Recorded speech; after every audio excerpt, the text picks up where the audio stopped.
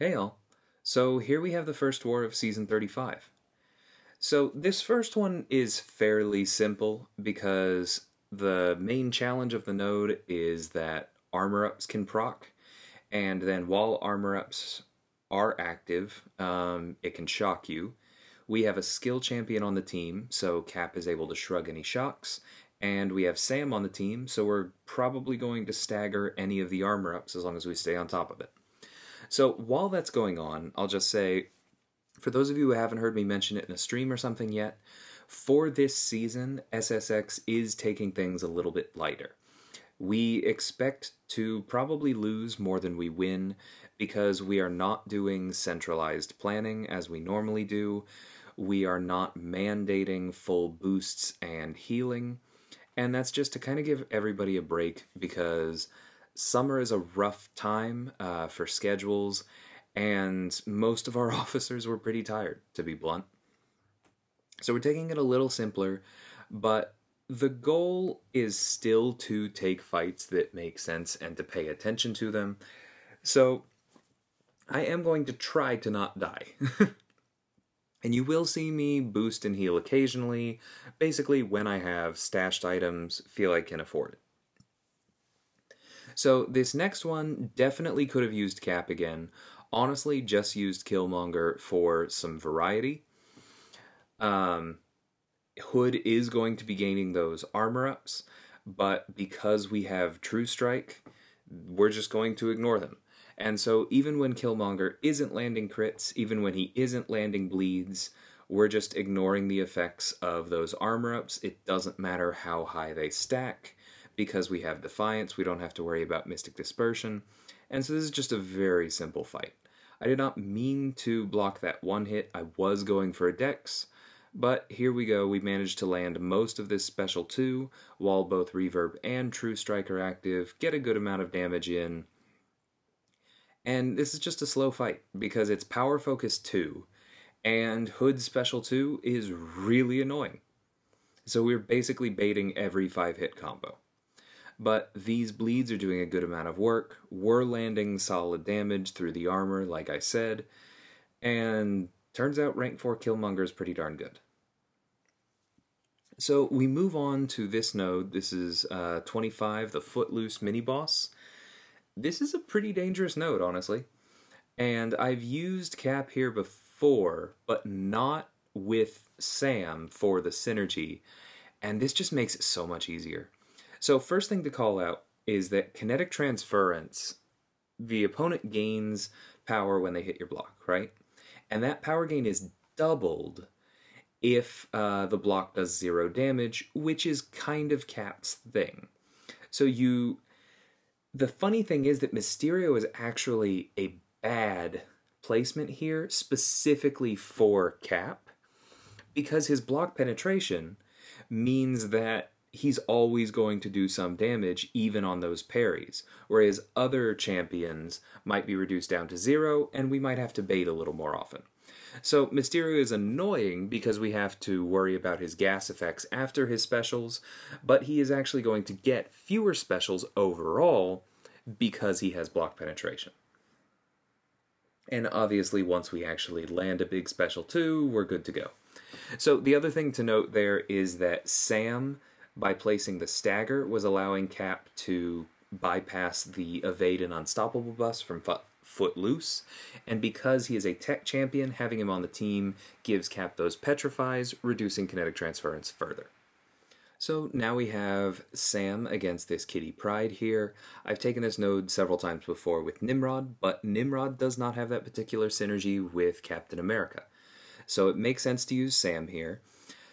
For those not familiar with this version of Falcon, his Locked On inflicts that cowardice on the opponent, which is going to stop Kitty from gaining prowess.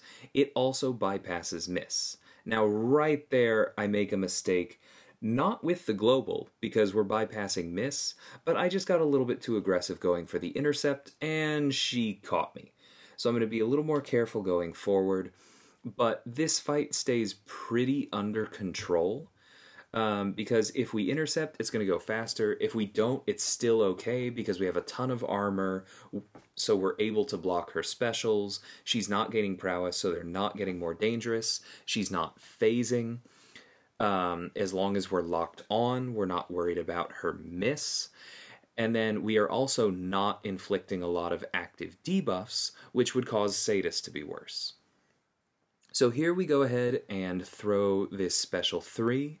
Because we're throwing it while locked on, we inflict a special lock on the opponent. That's why we are fine throwing this, even though she is literally at 3 bars. We can inflict ruptures even through block. Every time we do that, see how those sapped charges, that's the number starting to climb, does go up. We didn't crit quite as much as I wanted to, so that could have gotten a little risky as the special lock wore off.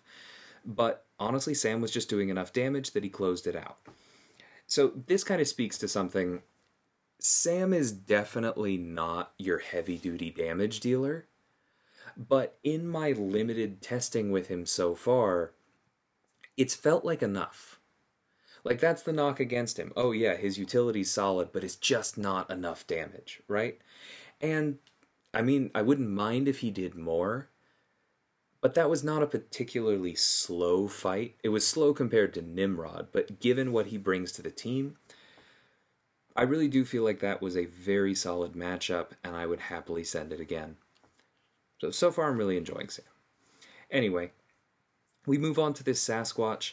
I have to admit, I haven't sent this before, and there was a small part of me that was worried about dealing with his healing at the end. Because, yes, we can stack Petrifies, but he's just going to get rid of them every time he charges. You can see that the point of this is to re-parry. I've messed up a couple times and gotten hit. That's obviously not ideal. But the good thing about repairing is that we are pretty much always going to be at high kinetic potential, which is going to allow these Furies to be pretty big. We got that intercept off to remove the protection, which is very important. And then we heavy cancel into this special 3, did a good, what was that, 67,000 damage? Quite happy with that. The trick to this fight, though, is going to be once we get him down below 40%, because then he's going to start healing, and we're not really going to be able to do much about it. So we're probably going to go into another Wrath of Tanarak thing here, and the thing is that that's actually good. We want Wrath of Tanarak to trigger, because that's when the rage stacks go away, and those reduce damage on top of the protection. So the goal for this fight is to basically do a ton of damage in those windows when we don't have any rage stacks on Sasquatch, and we remove the protection. Because otherwise we're just not going to do much at all. And once we do that, we go for another reparry, cancel into the special 2, 90,000 plus crit. So very happy with that fight, would send it again. Maybe not the absolute best counter, but as long as Defiance is here, felt very, very safe to me. So moving on to our second Sam fight here, we have Bishop on Safeguard. Pretty popular placement. You can take him with Red Hulk here, you can take him with Void, you can take him with Ultron, you can take him with Archangel. It's not that there aren't other counters, but I wanted to try Sam out here and just see how well he stayed on top of the kit. So the important part is that we are not landing energy damage, so we shouldn't be landing basically any prowess on Bishop. And that's going to make a lot of things easier. He shouldn't go unblockable. These effects off of his specials are going to be quite slow, but I did make a mistake there. It was fine for me to punish the special 1, but I should have backed off immediately. I shouldn't have let that 1 incinerate stack on me. I was kind of annoying. But we're doing alright here. The next thing that we're going to try and do, we're going to do the simple decks on Bishop Special 2, right? We're not going to go for the full thing, we're going to block the first hit and then dash out of the next 2, because that's safer and we have the health to deal with the block damage, that armor is helping us. Then we're going to lock on and go into our Special 3, kind of like we did against Kitty. We are going to be nowhere near to ending the fight as quickly as we did there, but that special lock is going to help us be really aggressive.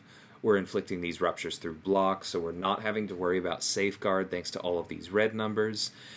We got to 25 sapped charges from all of those crits in quotations, which is why there's now that passive power drain on him. We handled this next Special 2 the same way, and now we're building up to a Special 2. Now, the smart move probably would have been to just wait until I had Locked On back, but I felt like I had too much power, and if I had done that, I was kind of worried I'd be pushed to Special 3 again, which would have been fine, honestly, but I just kind of wanted to see how much the Special 2 would do without the attack bonus increase from Locked On, and it was okay. And then we actually got him down right as we got back to our next Special 2. So again, not the fastest fight, not the only combo, but I'm feeling like Sam's damage is enough. And this, for clarification, this is a SSx1 Captain America Sam Wilson. So his damage will only go up as I decide to put more SIGs into him, which I'm still weighing. Very, very happy with that rank. Definitely one of my favorite pulls from 4th of July weekend. And then this fight has already started in the background. This is MODOK. I think this is the first time I've ever had a rank advantage in this fight, because this is a rank 4 Killmonger against a rank 3 MODOK. Kind of nice, but I felt confident with this fight when it was high ground and it was rank 3 Killmonger versus rank 3 MODOK. So honestly, this is a pretty big step down in challenge. The idea is just to stay on top of the Special 1 evades. I do get hit by one of them somewhere in here, but you want to stay on top of enough of them that you don't take too much damage and you keep your True Strike up. Because that's the important thing of this whole fight. You keep your True Strike up. You don't necessarily even need to always have Counterpunch to get the openings. You just want to be able to land full combos, because that's more chances to crit, that's more chances to bleed, and then that's more power from Polka Dot Power to throw special ones, get your Counterpunch, and keep the rhythm of the fight under control. So as you saw, we did get hit once. Crit resistance and armor helped us out a little bit. But this is just a rank 4. I am very, very happy with this rank. Killmonger, as many of you know, has always been one of my favorites, and I really think that this helped him become just that much stronger on the war map. He was already one of my top attackers. Just so happy to have him at rank 4. Anyway, so that's my war. I am putting this out before the war is over. I think we're expecting to lose this one. We're still kind of tuning exactly how seriously we're taking it, along the lines of what I said early on. But I'm really, really happy with how this one went, how this team performed. And I think you will probably be seeing more of Sam and Steve together in particular in the future. So I hope you guys enjoyed this one. Let me know how your seasons are starting off in the comments, and I will see y'all soon. Until next time, thanks so much for watching, and take care.